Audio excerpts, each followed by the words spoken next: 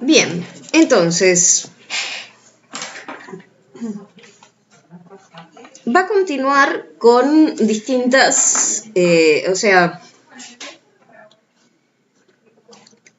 es importante destacar, o sea, en qué medida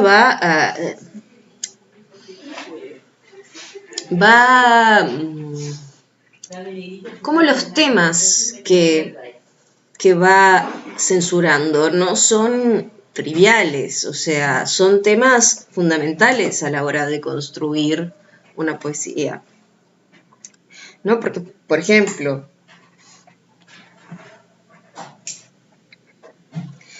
si queremos que sean valientes, ¿no tendremos que decirles cosas que les hagan temer lo menos posible a la muerte? ¿O crees acaso que puede ser valeroso quien alberga en sí mismo este temor? Pues Zeus, yo al menos no lo estimo así. Pues que, quien crea en el Hades y en sus castigos, ¿podrá sentirse libre de miedo y preferir la muerte en las batallas en lugar de la derrota y la esclavitud? De ningún modo. Conviene, según parece, que mantengamos vigilancia sobre los que emplean su tiempo en contar esas fábulas y que les pidamos no censuren tan abusivamente todo lo referente al Hades, sino que antes bien lo alaben, ya que ni al expresarse así dicen la verdad ni ayudan en modo alguno a los que el día de mañana tendrán que empuñar las armas. Así que el Hades se estaba convirtiendo en un paraíso para Platón sin que se supiera. Y entonces, justamente, la idea de él era eliminar entonces el temor a la muerte en batalla,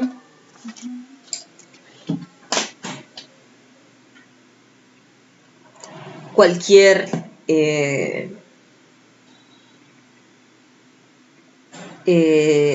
verso que hiciera pensar que la esclavitud podía ser mejor que la muerte.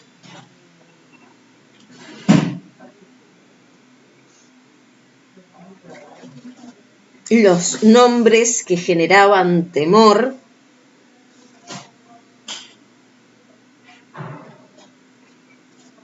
Y él mismo reconoce esos nombres que hacen estremecerse a quienes los oyen. Podrá tal vez ser de utilidad con otro fin, pero nosotros tenemos en lo que respecta a los guardianes que en virtud de ese mismo miedo se hagan menos apasionados y ardorosos de lo que sería necesario.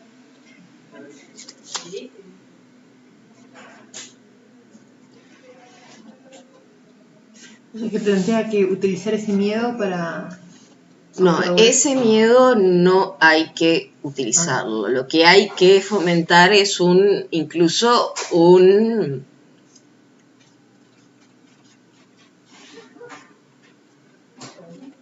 hasta lo contrario, si se quiere. No una voluntad de morir, pero sí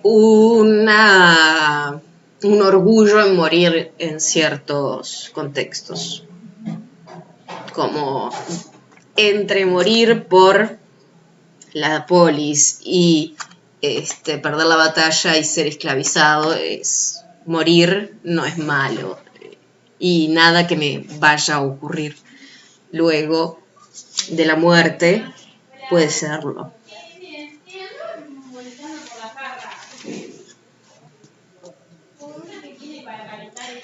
¿Prescindiremos igualmente de los lamentos y sollozos de boca de hombres insignes?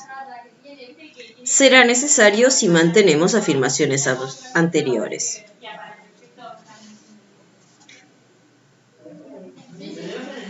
O sea, no debían lamentar la muerte de sus compañeros.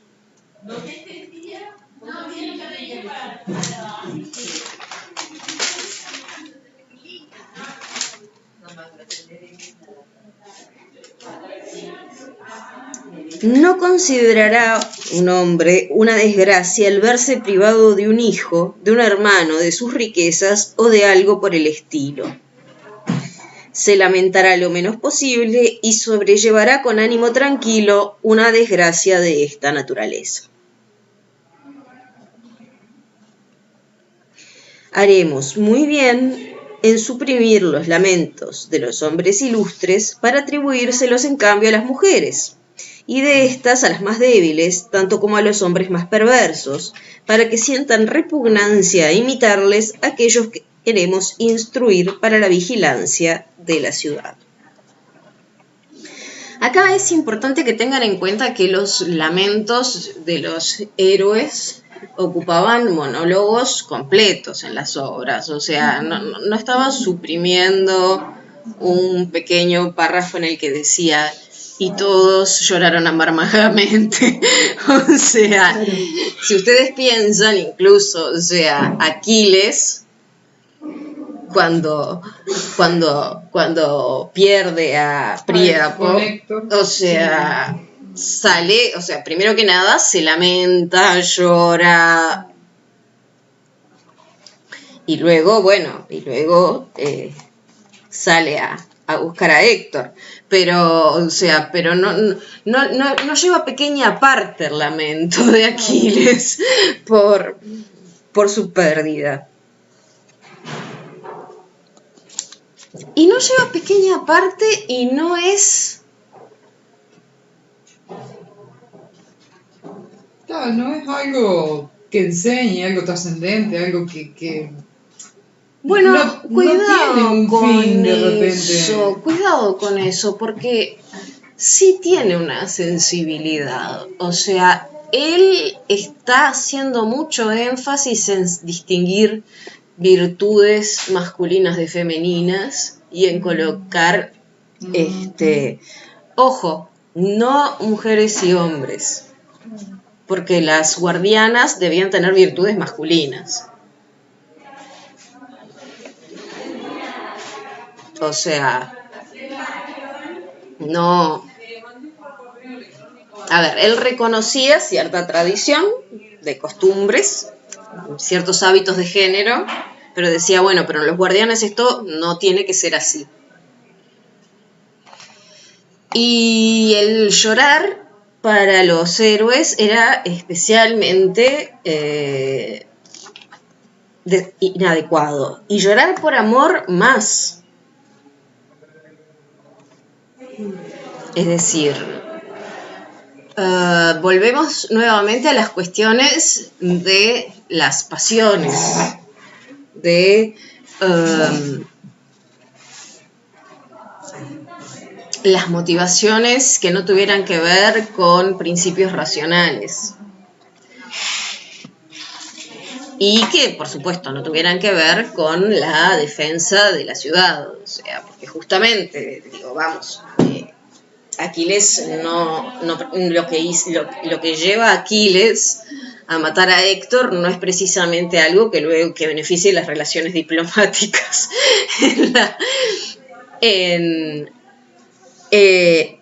entre las partes en conflicto.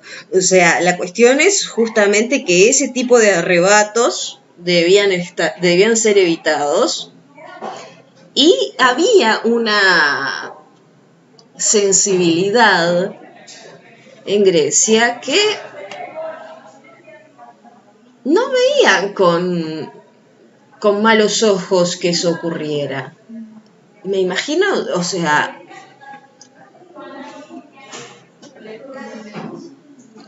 en ese sentido, él sí está hablando de cosas que, al margen de que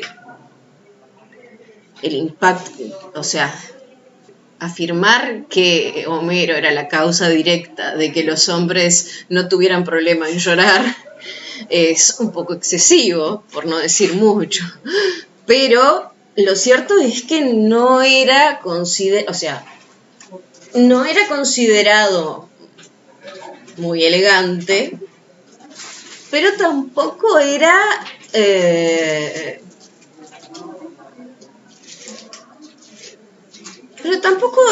algo tan grave, algo que mereciera desprecio por parte de los demás. Para alguien llorar por motivos personales, o sea, claro, si alguien estaba llorando porque le pisaron un pie o alguna cosa así, o alguna tontería, sí, era mal visto, ¿no? Pero había cierta tolerancia a algunas, digo tolerancia porque no eran valores, o sea, tampoco era que se considerase algo digno de elogio, pero tampoco era algo que alguien viera como algo espantoso, como te vas a poner a llorar así, y los hombres no lloran, cosas así, digo, eso no es propio de la sensibilidad griega. Y en ese sentido, o sea, a nosotros de repente nos cuesta pensarlo, pero, o sea, imaginen ustedes llantos o monólogos o escenas a las que asociamos generalmente mujeres, madres que pierden a sus hijos y demás. Quitar esos puntos de las historias no es quitar una pequeña cosa. O sea, Aquiles salió a matar a otro hombre después de eso. Obviamente, o sea, presentarlo como un acto de locura momentánea es ignorar la sensibilidad griega. Sí, no era de las actitudes más temperadas y razonables, eso está claro, digo. Pero eso no significaba que fuera una completa locura, que fuera algo totalmente fuera de lugar, que hubiera que internarlo antes de que lo hiciera. Sí. Ajax, cuando mata a las ovejas pensando que eran enemigos, sí fue un acto de locura. Pero porque confundió ovejas con enemigos, no porque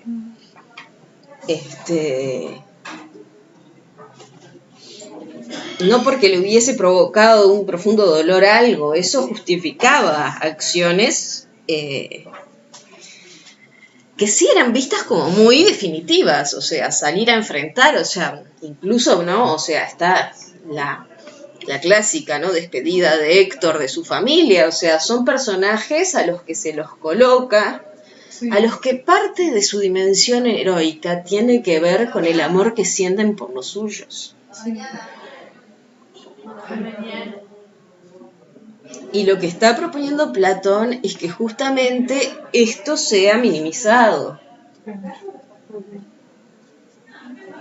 Que las emociones sean controladas. Esto tiene que ver también, claro, con la idea de Platón de los distintos, digamos, niveles y el origen de nuestras emociones e ideas, ¿no? O sea, aquello que viene de nuestra alma pasional, de lo más bajo de nuestros deseos, entonces eso no debe ser promovido. Pero eso no significa que en la construcción del héroe griego no fuese así, no fuese parte.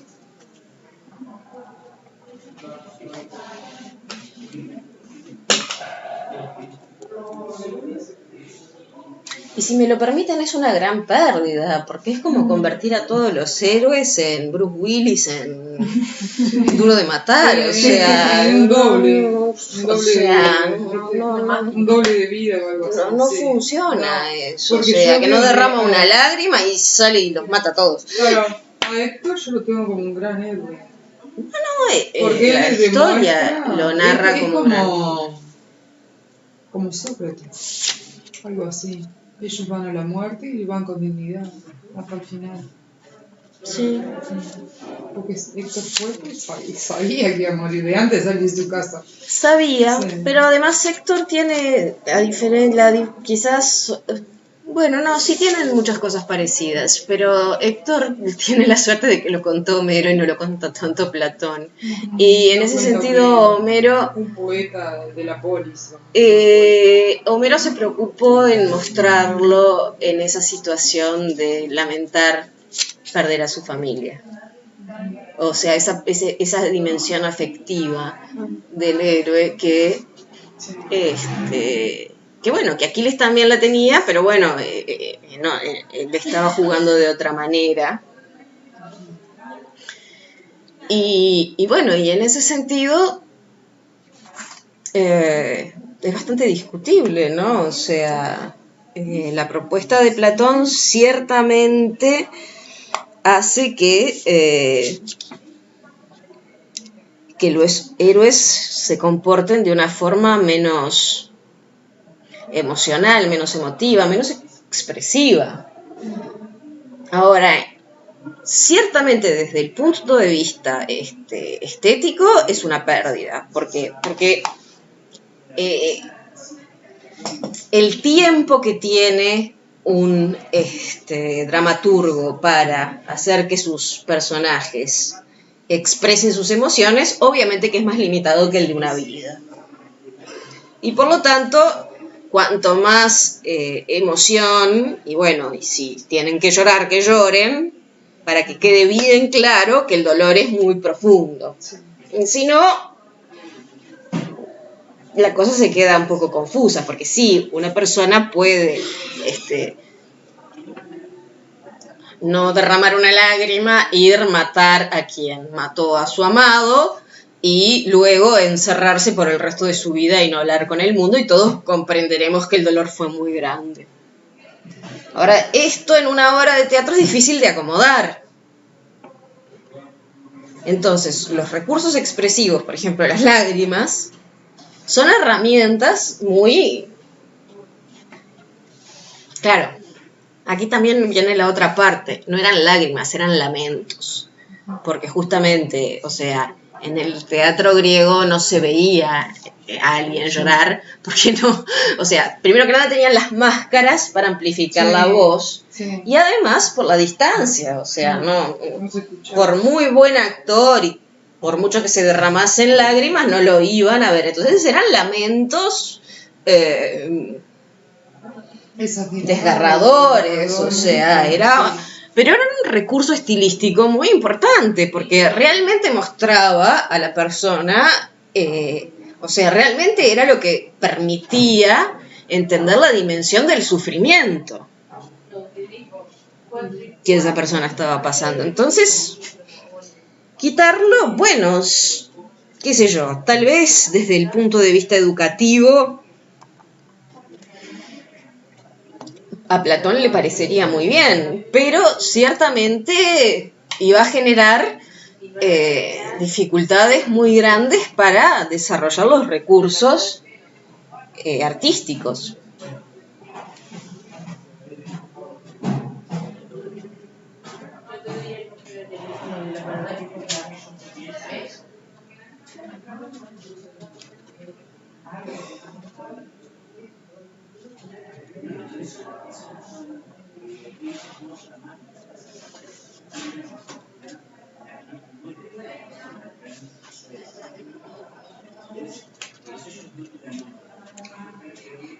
Y justamente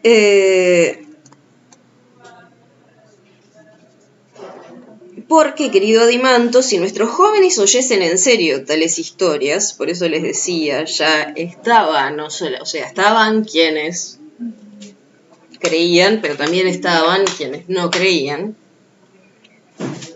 y no se burlasen de ellas como si fuesen indignas, difícil resultaría que ninguno de ellos, hombre al fin, las considerase impropias de sí mismo, y que no pensasen decir o hacer cosas análogas. Antes bien, sin avergonzarse de nada, ni mostrando firmeza alguna, se abandonaría a inacabados lamentos y lágrimas.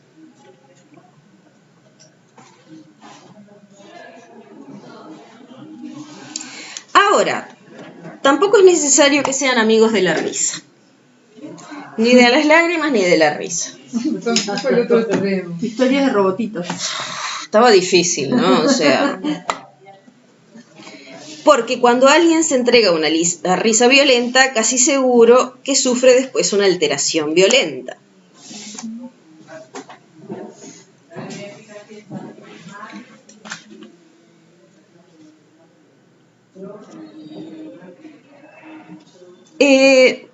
En ese sentido, la risa tiene una tradición de complejidad muy...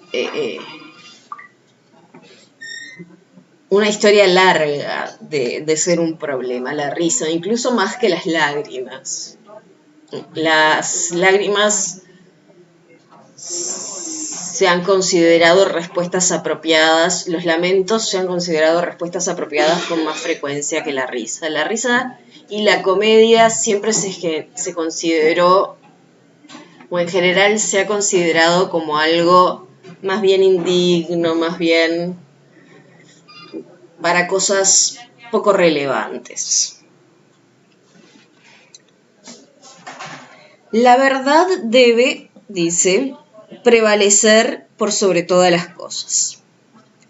Si hablamos rectamente a su momento y en realidad la mentira, aunque no resulte útil a los dioses, puede en cambio serlo a los hombres, cual si se tratara de un medicamento, está claro que su uso corresponde tan solo a los médicos, pero no a los particulares.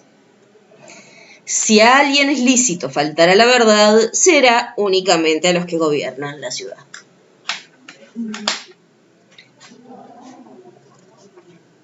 Nadie más podrá hacerlo. Entonces, lo que él dice es que justamente tampoco pueden mentir los personajes humanos, porque eso le daría la pauta al público en general de que la mentira es algo admisible.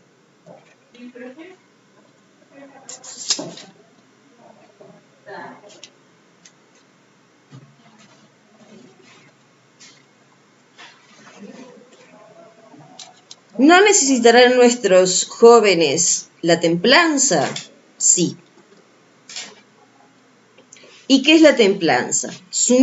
Mostrarse sumisos a los que mandan. Gobernar sus apetitos de comida y bebida y sus placeres amorosos.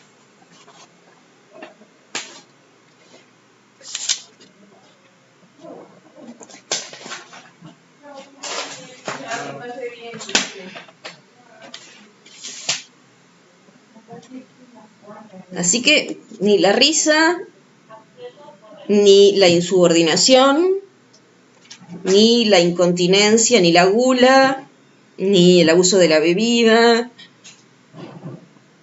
ni la lujuria.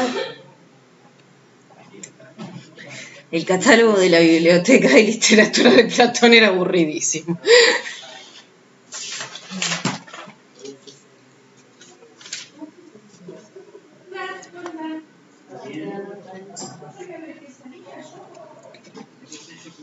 Entonces, o sea, bueno,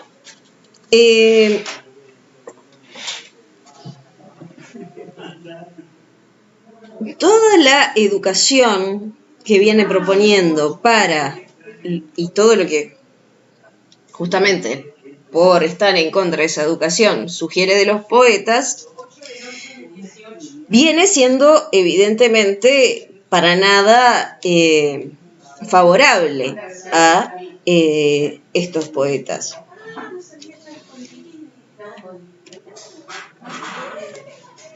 Ahora,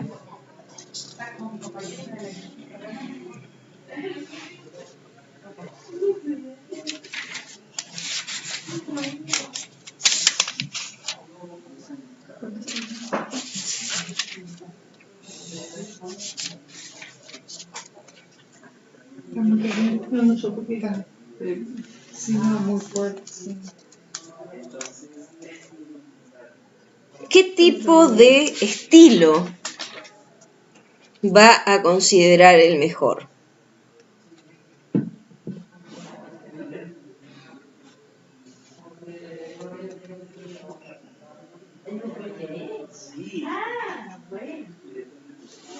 ¿Hace una descripción de ese estilo?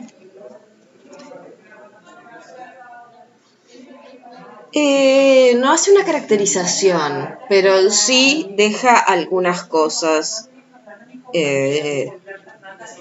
claras.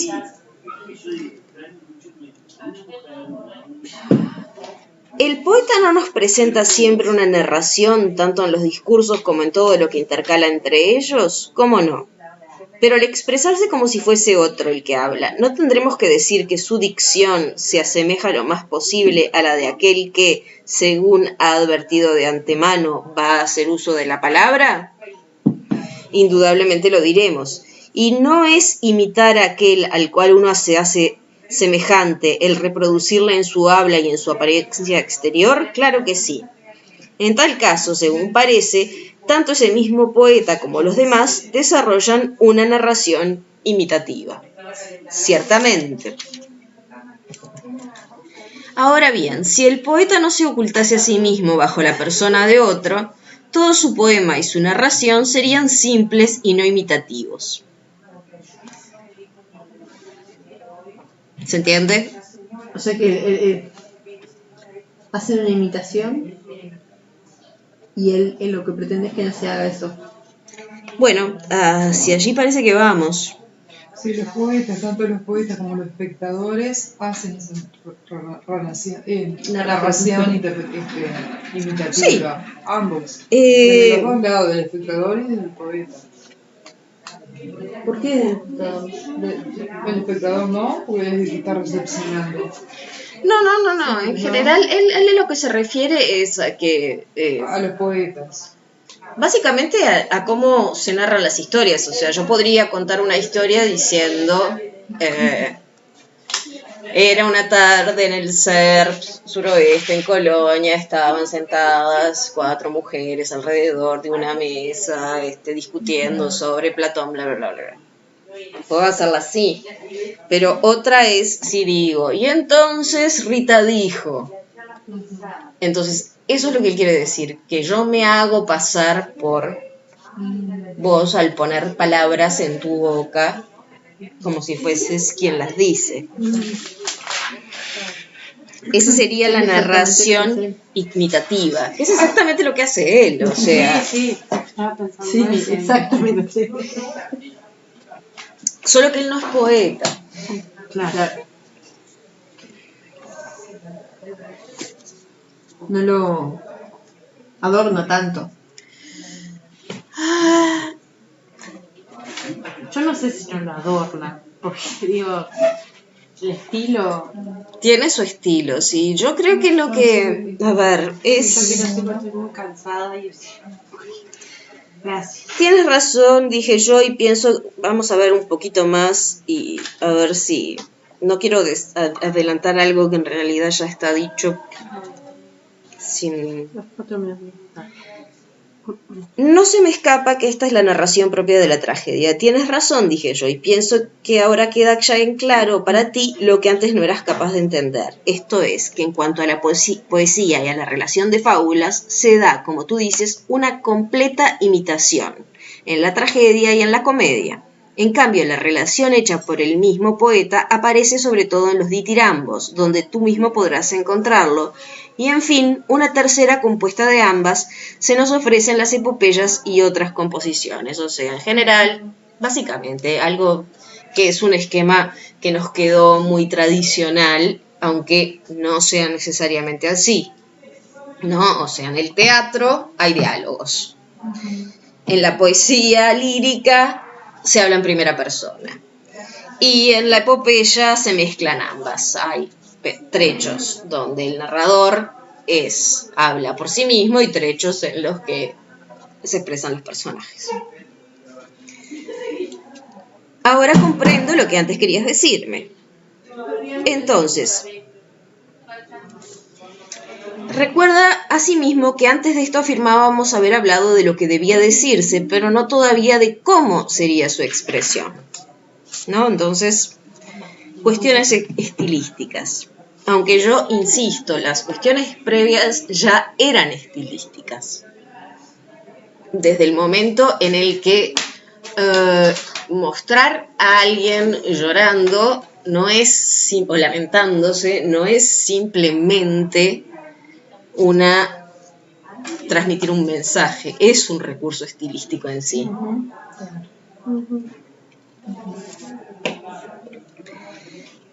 A esto precisamente era lo que quería venir a parar, que resultaba necesario llegar a un acuerdo sobre si debe permitirse que los poetas nos presenten las narraciones en forma imitativa o unas veces imitando y otras no, y en uno y otro caso cómo deberán hacerlo, o bien si no hay que consentirles de ningún modo que utilicen la imitación.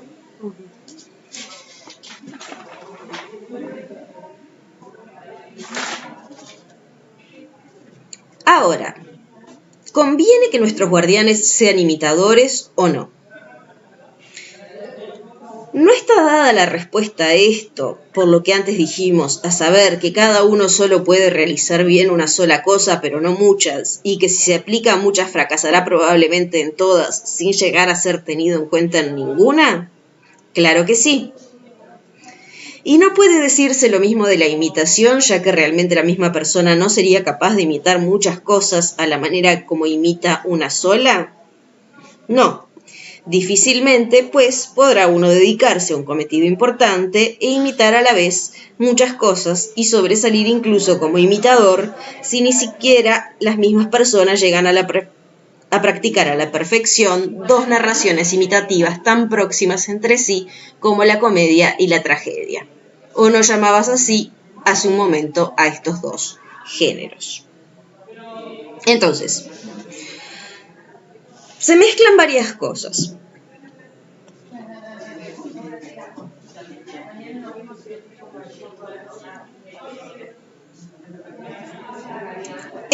Por una parte está la cuestión de que ya habíamos visto en el guión de qué conocimiento hay en imitar.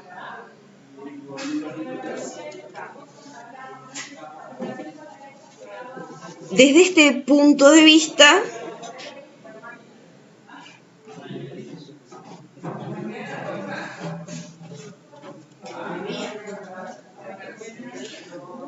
Platón parece admitir que se puede hacer al menos una imitación, pero ciertamente no muchas. Entonces, bueno, podemos narrar en primera persona, contar lo que vimos, pero no contarlo desde distintos puntos de vista.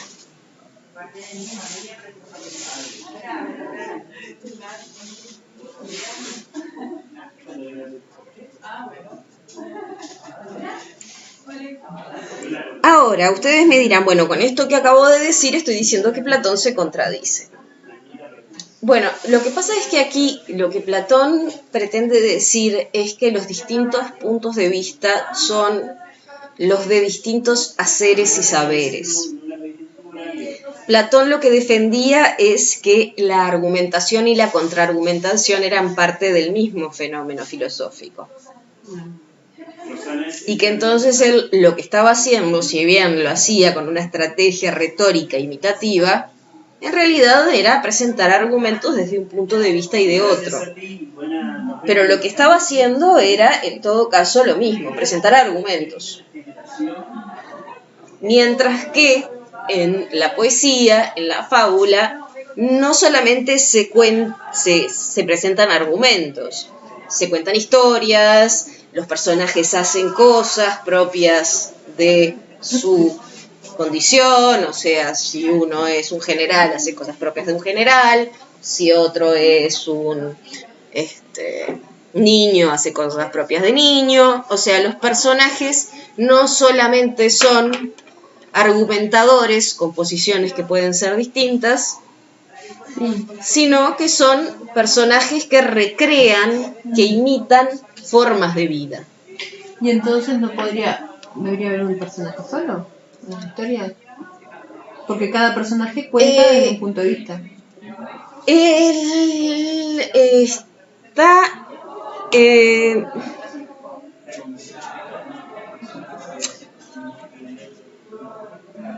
yo creo que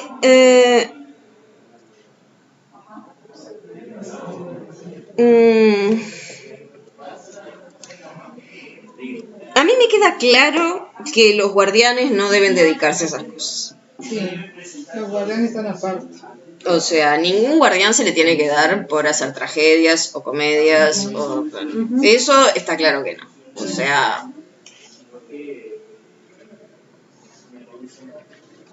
Y...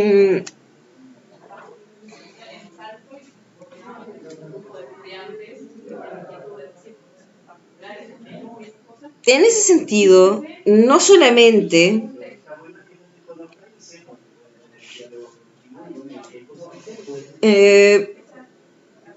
no podían ser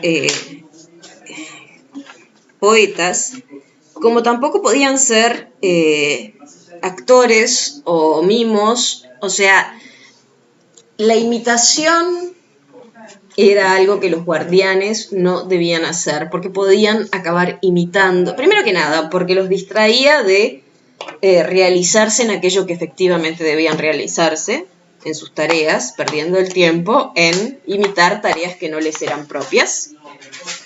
Y en segundo lugar, porque encima podían tener el mal tino de meter la pata y terminar imitando formas de ser inapropiadas para su condición.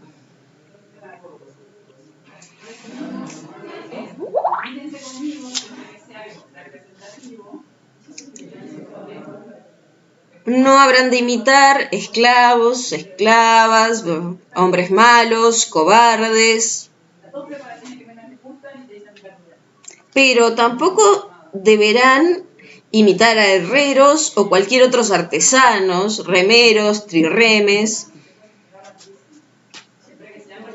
porque ninguno de estos es su cometido. Y es más, no podrán imitar el relincho de los caballos, el mugido de los toros, el murmullo de las aguas del río, el estruendo de las olas del mar, los truenos y otras cosas semejantes. Es que ahí adorna. Tiene una forma estilística que es como... Esto que decía recién, Mónica, esa forma de argumentar y contraargumentar que lo hace todo el tiempo, que es muy de él. No sé si... No, él se está colocando a sí mismo en un lugar muy, o sea, ¿cómo decirlo? Muy límite, en el sentido de que, por un lado, él deja la constancia de que el gobernador puede mentir. Entonces, bueno, por otro lado, se puede decir que las discusiones filosóficas no son imitaciones en el mismo sentido que lo son las que él está caracterizando como poéticas. Porque tampoco se imita tanto, sí se ponen en boca de distintos personajes, distintos argumentos, pero tampoco se les da a estos personajes una caracterización demasiado esmerada, y el diálogo no marca demasiado trazos de personalidad, por ejemplo. Sí, claro, sí, eso iba a decir, o sea, el diálogo es diálogo y... En ese sentido, bueno...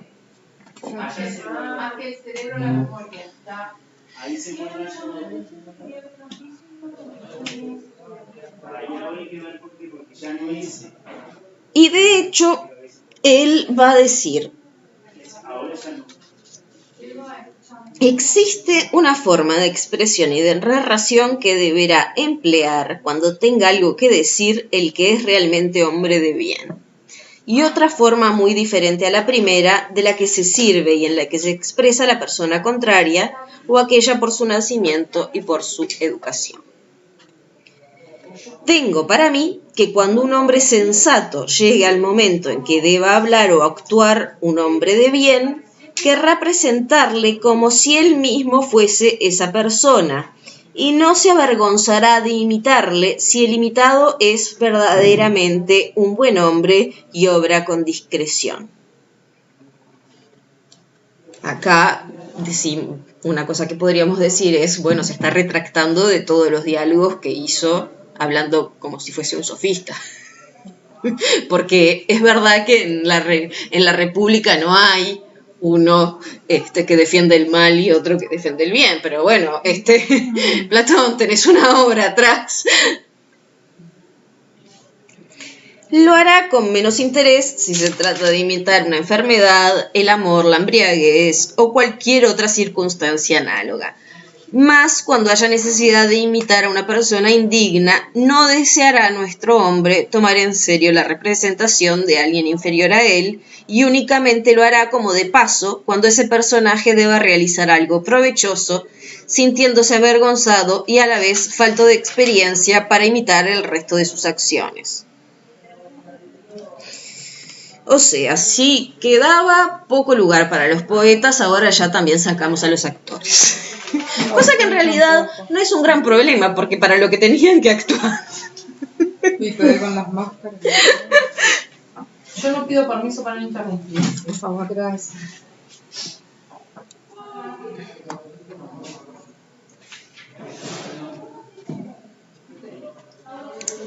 Entonces,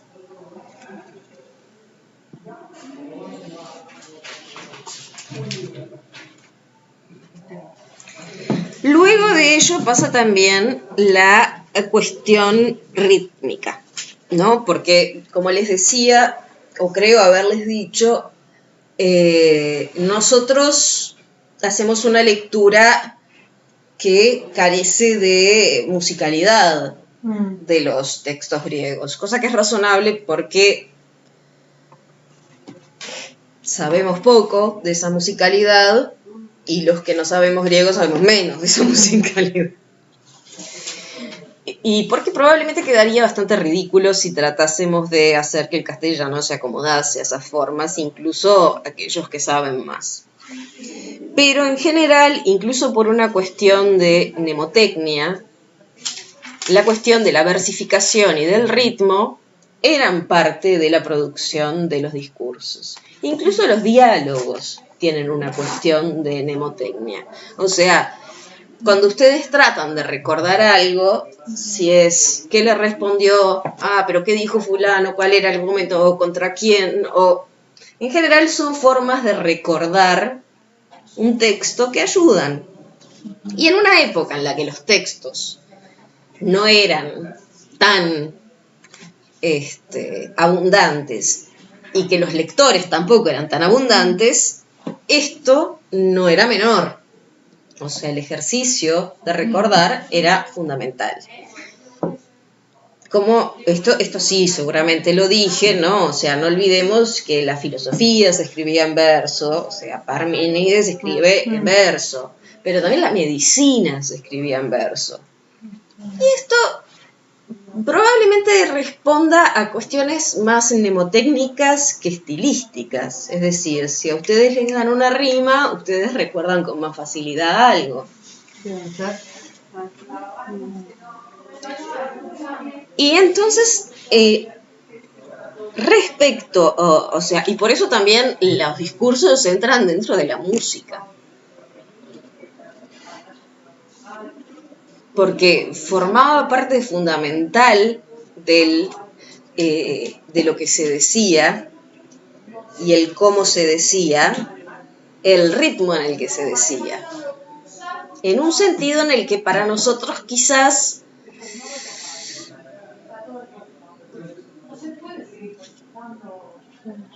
esté más limitado. Para nosotros leer, si yo les digo a ustedes, lean un poema, lo van a leer más o menos de la misma forma en que van a leer a Platón. O sea, claro, podrán impostar un poco la voz o tratar de... pero la diferencia no va a ser tan grande. Ahora, en el caso griego, esto sí era más marcado.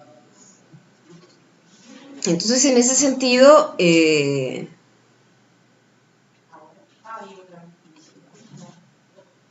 había una musicalidad en la producción de discursos que era inherente porque marcaba el tono de lo que se leía y de lo que se recordaba.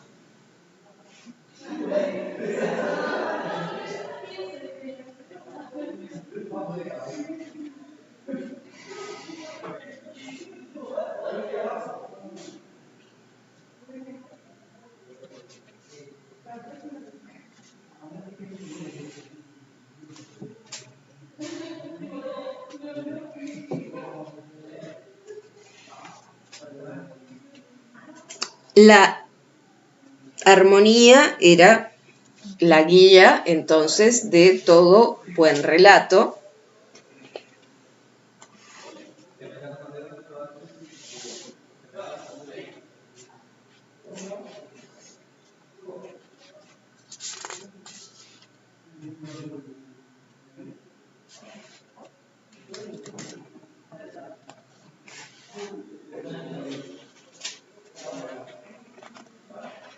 Donde las variaciones casi no existen, y seguir de igual manera un ritmo semejante.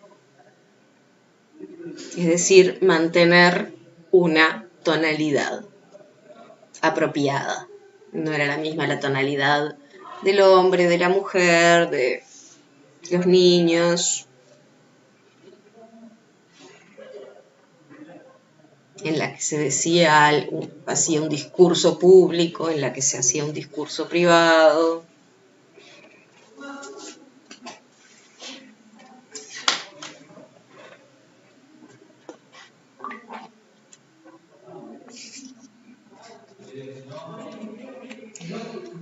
¿Qué haremos nosotros entonces?, pregunté. ¿Permitiremos en la ciudad todas estas formas, tomadas las puras por separadas o bien la mixta? Todos los ritmos, todas las variaciones. De prosperar mi criterio, solo deberá permitirse la imitación pura de la virtud. Sin embargo, adimanto, la narración mixta resulta muy agradable. Y todavía gusta más a los niños y a los maestros el tipo de narración contraria al que tú eliges. No hay duda de ello. Pero quizás digas, proseguí yo, que no se ajusta muy bien a nuestra teoría política, puesto que no hay nadie entre nosotros que pueda actuar como dos hombres, ni como muchos, por entregarse cada uno a una sola ocupación. Claro que no se ajusta. Y por esto mismo no será nuestra ciudad la única en la que el zapatero sea solamente zapatero y no piloto además de zapatero, y el labrador solo labrador y no juez además de labrador, o el soldado a secas y no comerciante. Por tanto, y este es un aspecto, este es un derecho importante, según parece, si llegase a nuestra ciudad un hombre capaz, por su sabiduría, de adoptar 1000 formas y de imitar todas las cosas, y que quisiese darnos a conocer sus poemas, nos inclinaríamos ante él como si fuese un ser divino, admirable y arrebatador, pero le diríamos que nuestra ciudad no dispone de un hombre que se le semeje, ni es justo que llegue a tenerlo, y que por consiguiente hemos de devolverle a otra ciudad, una vez derramada mirra sobre su cabeza y adornada esta con cintas de lana. Nosotros mismos desearíamos disponer de un poeta o de un fabulista más austero y menos agradable, aunque más útil, el cual imitase tan solo lo conveniente y lo que dicen los hombres de bien, de acuerdo con aquellas normas que ya hemos establecido cuando tratábamos de la educación de nuestros soldados. Mi querido amigo, ahora parece que hemos llevado a feliz término todo lo referente a la parte de la música que concierne a los discursos y las fábulas, puesto que se ha hablado de lo que hay que decir y de cómo ha de decirse. Entonces, ¿cuál es el problema que tiene Platón? El problema fundamental. Los recursos estilísticos. Sí, pero además a los buenos poetas. Lo que a él le molestaban era porque esto es interesante, capaz por su sabiduría de adoptar 1000 formas. O sea, alguien que efectivamente tuviese la versatilidad de hacernos creer aquello que está narrando. Porque que no las puede dominar ya quedó claro, pero que las puede adoptar, simular, el propio Platón está reconociendo que sí, que sería admirable, pero que habría que decirle muchas gracias por venir, váyanse. Se necesita alguien que se ajuste a la norma. Exacto, a nosotros no nos interesa tanto la buena poesía, nos interesa la mala o la menos buena, pero que se ajusta a estos criterios. Y esto es importante porque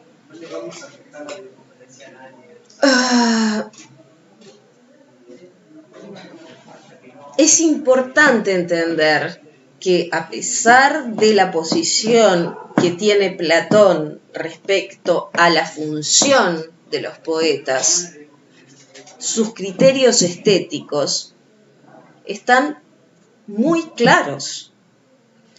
Y no es en vano que él elimina las características que elimina. No responde solamente a una cuestión política, responde también a una cuestión estética, a una concepción de la poesía de su época.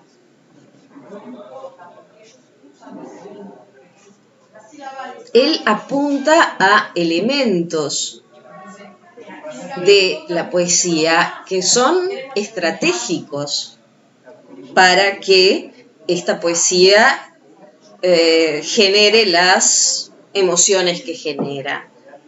No pierde el tiempo en detalles menores. Él realmente conocía a los poetas y, bueno, yo no puedo decir que tanto conocía de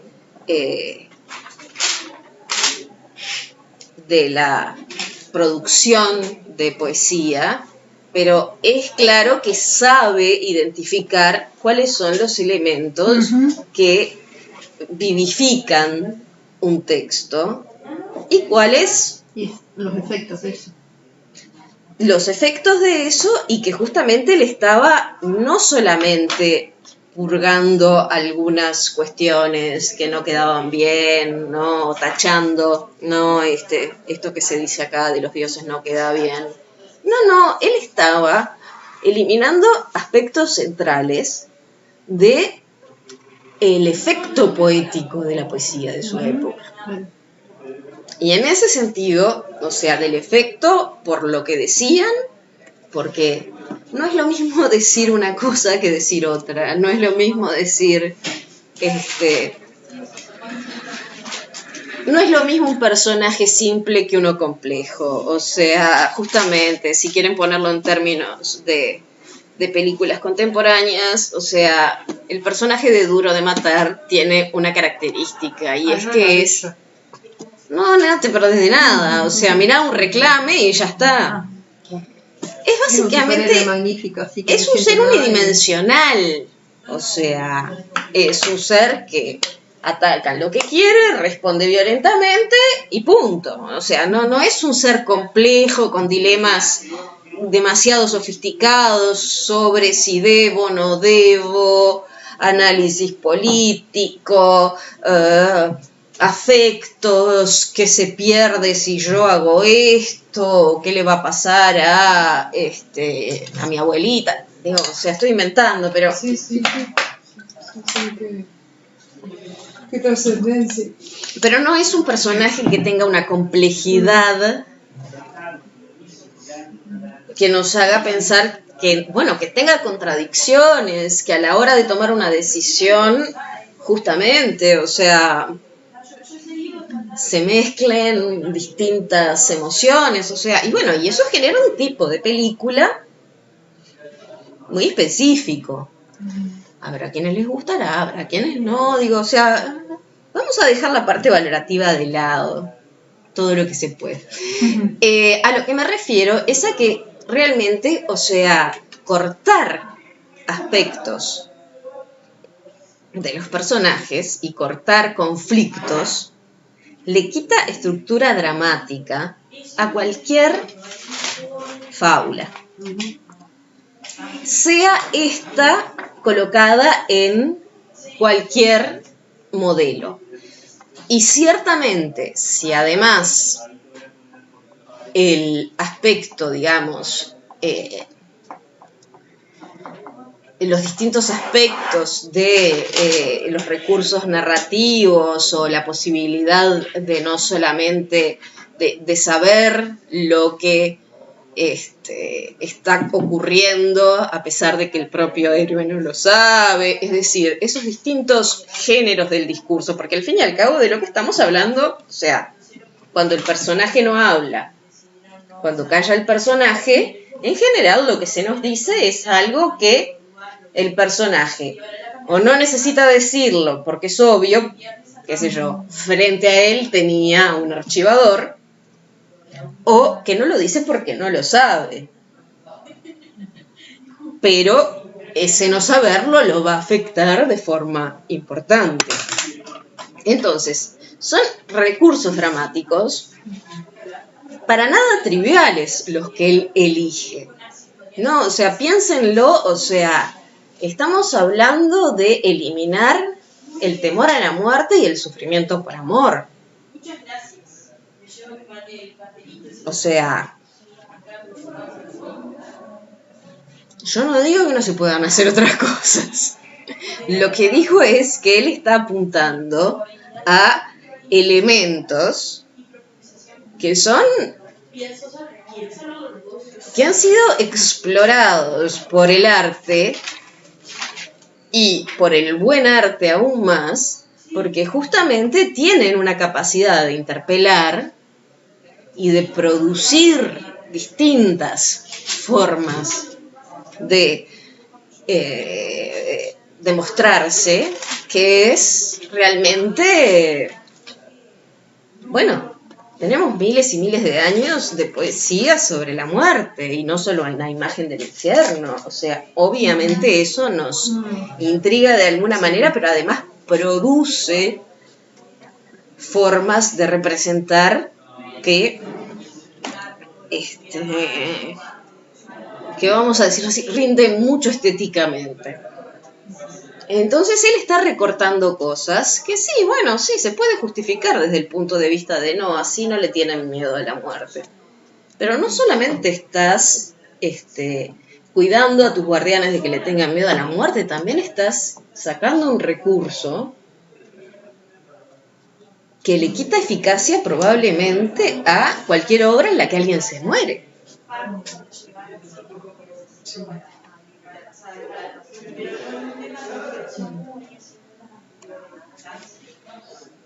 Digo, o sea, a ver,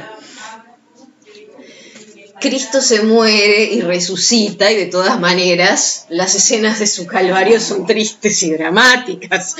O sea, y se supone que resucita, que es Dios, entonces va a morir pero no va a morir. Y además, después de que se muera como Dios, no la va a estar pasando mal. Y sin embargo, su sufrimiento es terrible. O sea, en ese sentido, Es lo que más importa, en realidad. Estamos hablando de En la historia. Yo lo pienso en la enseñanza o filosofía que hay atrás del cristianismo. Ah, Vos vas a claro. una iglesia que no ves ahí a Jesús crucificado, dolor. Claro, Lo que pero no es lo sufrió mismo que por- te digan que murió por vos, a que sufrió, padeció toda la... ¿no? No, ahí A veces me vino a la cabeza la película esta, La Pasión de Cristo, que es centrada en el dolor constante. sí, en el Calvario, en la Porque pasión. con esa palabra, Calvario, como se me vino a esa palabra. Y eso que es tremenda. Pero Tremenda de fuerte. Sí, sí, digo, sí, para eso. verla una vez y te negan. Pero es que justamente la cuestión de ese tipo de reacciones, que sí, claro, despiertan emociones fuertes, alimenta al arte en forma fundamental. O sea, en ese sentido, insisto, él no solamente está recortando contenidos, él además está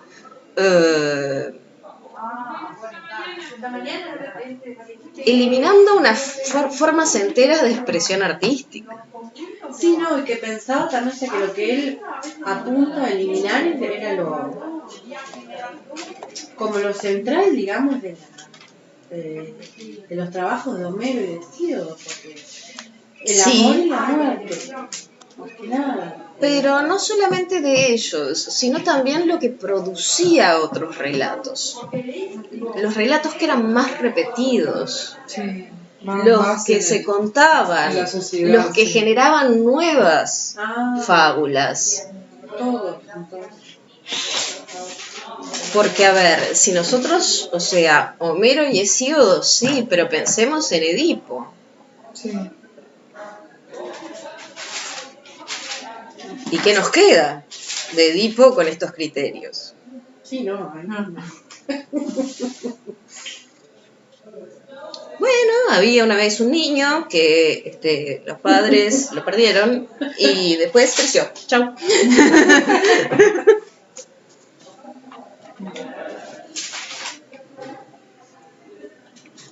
En ese sentido, Platón era no solamente enemigo, es una relación muy, muy curiosa. Pero no porque no lo valore, perdón, ¿no? Ese es el punto, es una relación muy curiosa porque hay, por un lado, una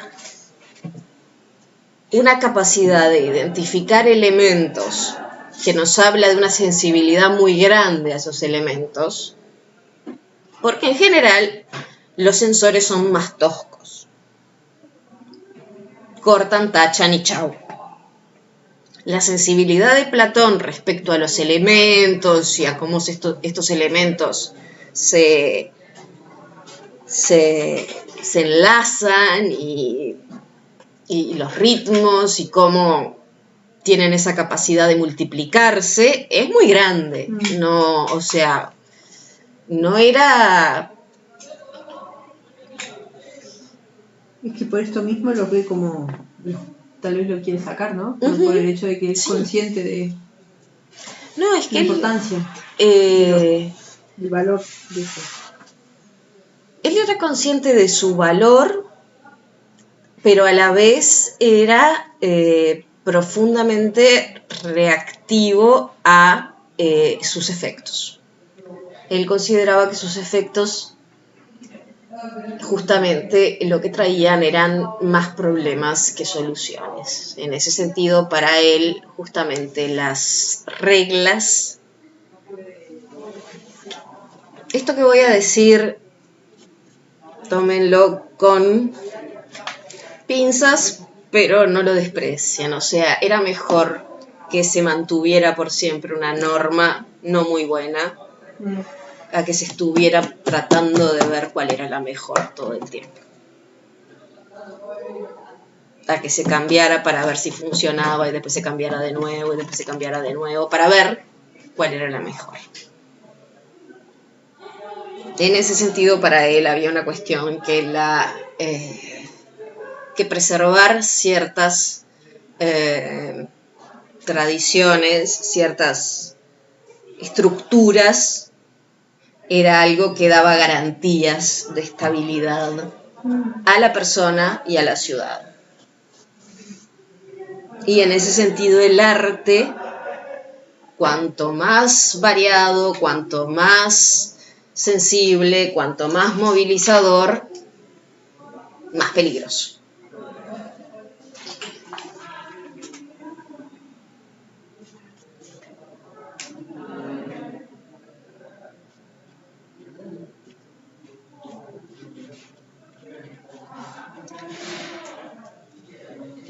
Después ya hay otras cuestiones que yo podría decir, pero que ya son más especulaciones. Y que además Adrián Castillo me tiene prometido mandarme unos fragmentos y no me los manda. En fin. Bueno. ¿Qué pasa con el canto y la melodía? Dice.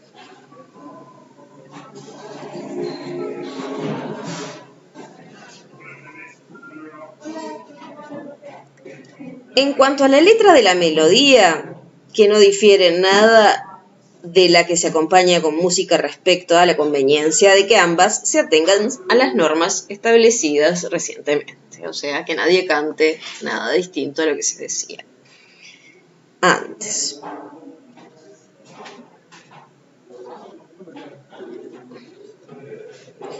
Ahora bien, como los discursos no van a tener cabida los lamentos y las quejas, esto significa que algunos instrumentos convendría suprimirlos.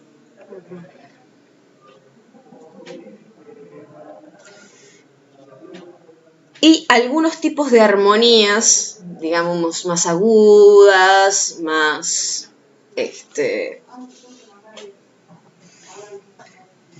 suelen considerar, las que se consideran como más afeminadas.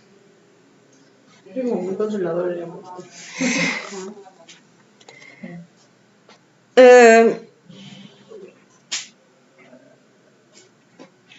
Estas también habría que eliminarlas, digamos, algunas armonías, algunas formas que generan una mayor, digamos, pereza.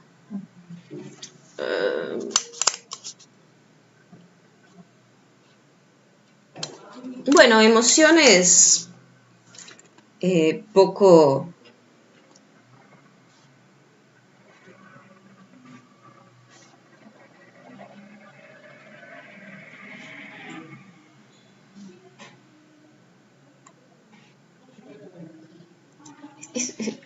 Esto es interesante porque él quería que también la música se convirtiera en simple y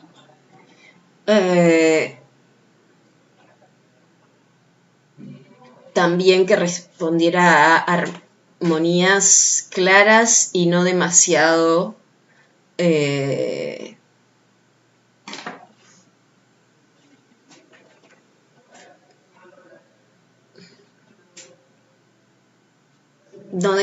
agudas.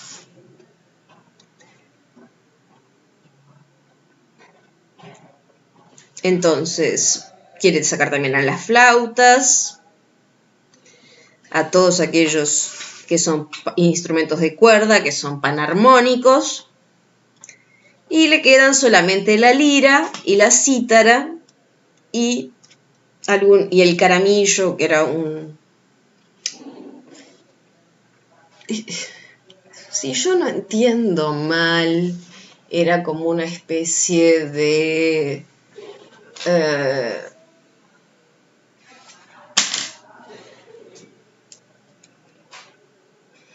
no me sale el instrumento, pero tenía un sonido como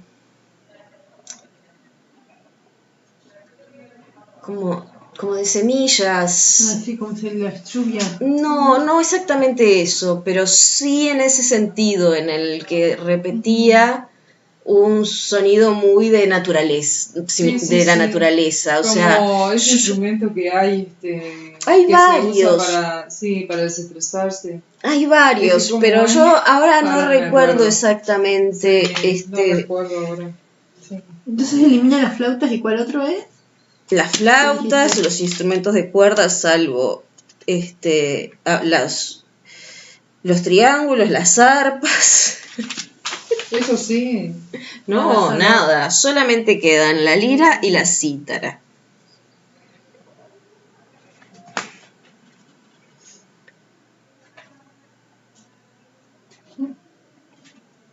Los instrumentos que hacían sonidos muy suaves, vamos a decir. Muy suaves, muy cadenciosos y sobre sí. todo que te hacían dormir, qué sé yo.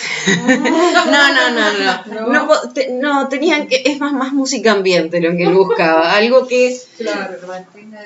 Que mantuviera un ritmo. Esto era fundamental. Claro, o sea... como un sonido... Una estructura, una disciplina. Ahí está, que que levantara a los guardianes, que los tuviera en actividad a los guardianes. Algo así como, podríamos decir, algo que pudiera producir marchas, Sí. pero sin que fuera demasiado revoltoso. Tampoco una... Claro. pum, pum, pum. Una cosa que fuese más sosegada, pero sin bajar la guardia.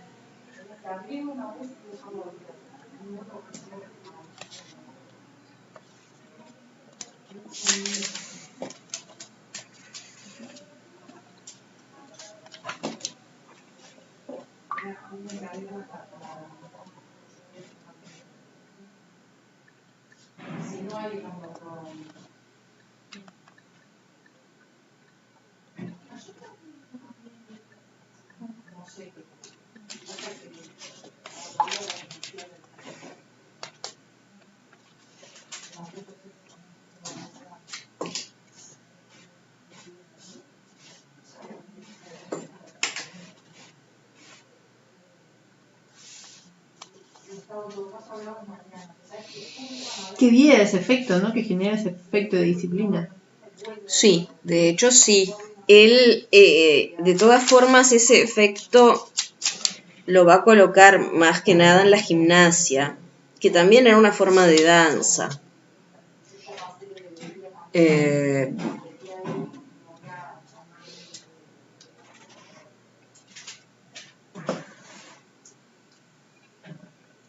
Pero tenía que estar a tono con la música. Sí.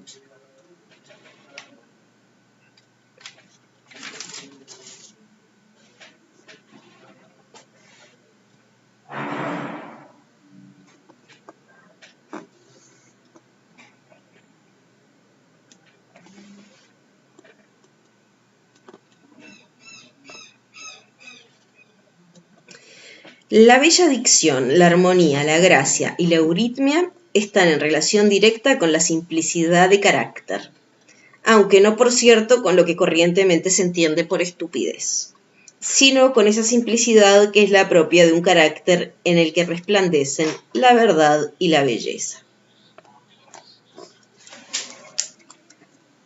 Esas son las cualidades que deberán seguir los jóvenes en todas sus actividades.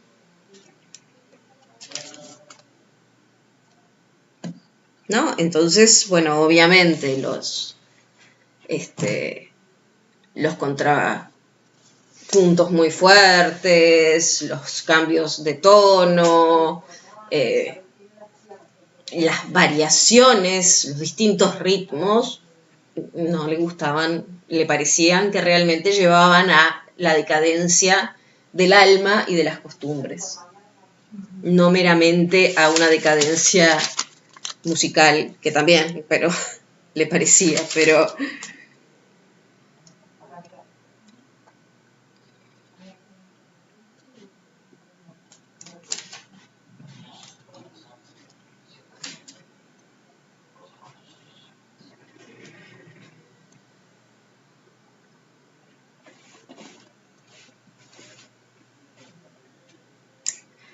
respecto a la gimnasia,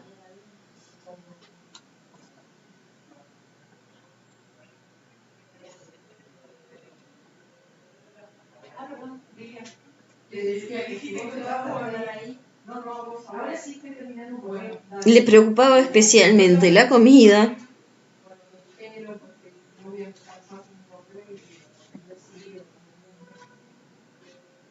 y el mantener el cuerpo saludable.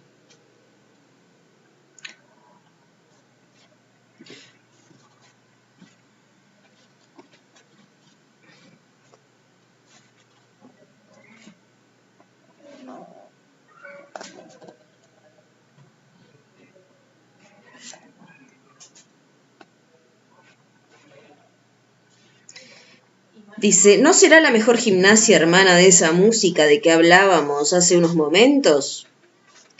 ¿Qué quieres decir? Pues mira, te diré que me refiero a una gimnasia simple y moderada, especialmente si han de practicarla los guerreros. ¿Y cómo será esta gimnasia? En Homero mismo, proseguí, puede tomarse razón de ella. Sabes bien que cuando comen los héroes en campaña no se les da de comer pescado, a pesar de que se encuentran a la orilla del mar.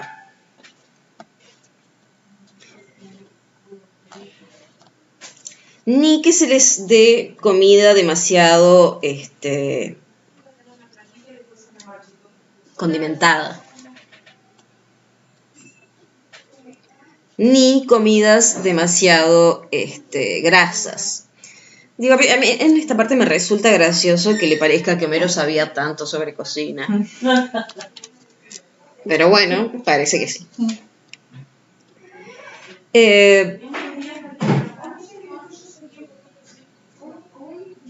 Y en ese sentido, la alimentación debe ser comparada a la melodía y el canto preparado con todas las armonías y ritmos.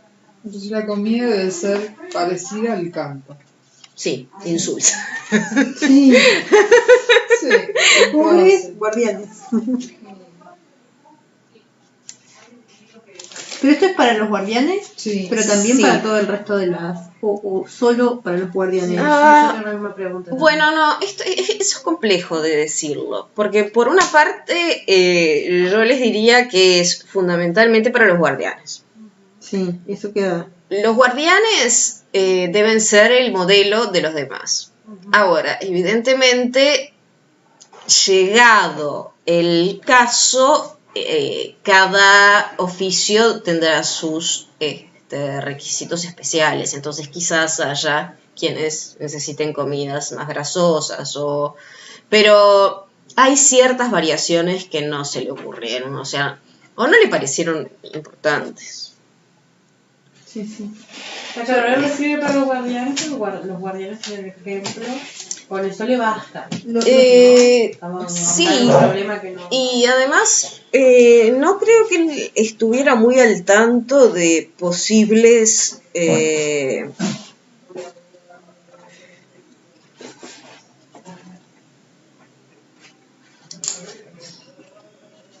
a ver, pongámonos un poco crueles, si quieren. No parece estar muy al tanto ni siquiera de posibles necesidades en contextos de guerra, por ejemplo. O sea, porque está todo bien, pero si estás en una batalla, No vas a tener no vas a estar viendo si comes con pescado, si no comes pescado. si le pones chimichurri al Sí. chorizo, ¿no? Digo, o sea, Sí, sí. Van a comer lo que hay. y además tampoco vas a estar viendo de que la ensalada tenga todos los colores para que mantenga. Claro. ¿Qué ensalada? Sí. Entonces, en realidad, parece ser una propuesta, si ustedes quieren, que desde el punto de vista de...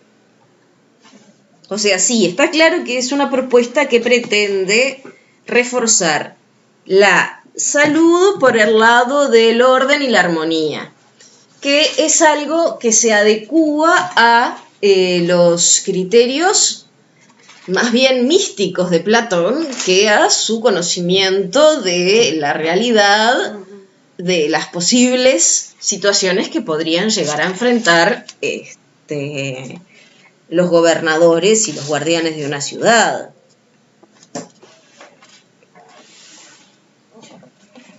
No, o sea, ahora sí, justo doy vuelta a la página y me encuentro. Y si el músico cultiva la gimnasia, teniéndose estas mismas reglas, no llegará a prescindir de la medicina si así lo desea, utilizándola tan solo en caso de extrema necesidad. Es como si las variables externas no fueran relevantes. Hay como una pretensión de higiene que podríamos decir que Es es imposible tenerla. quizás un poco bien intencionada pero ingenua. Y en ese sentido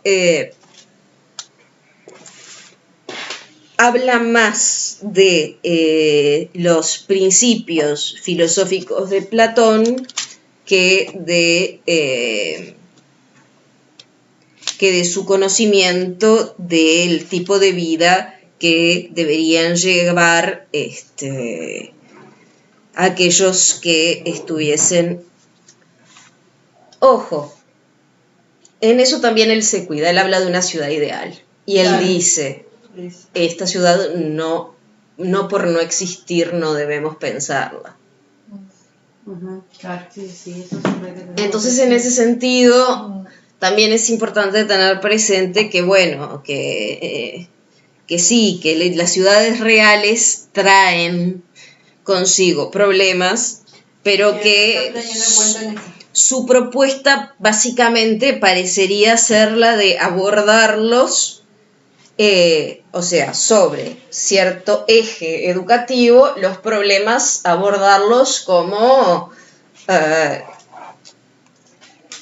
excepciones a lo que debe ser y bueno, y tomar medidas o bien ad hoc o bien modificando lo menos posible esas propuestas fundamentales, ¿no? Pero bueno, en ese sentido sí también me parece que es interesante porque parece claro que Platón sabía más de arte que de vida doméstica. Sí. Y eso no deja de ser interesante. Por lo menos para los que nos interesa el arte, tal vez no para los que les interesen otras cosas. Chao. Chao.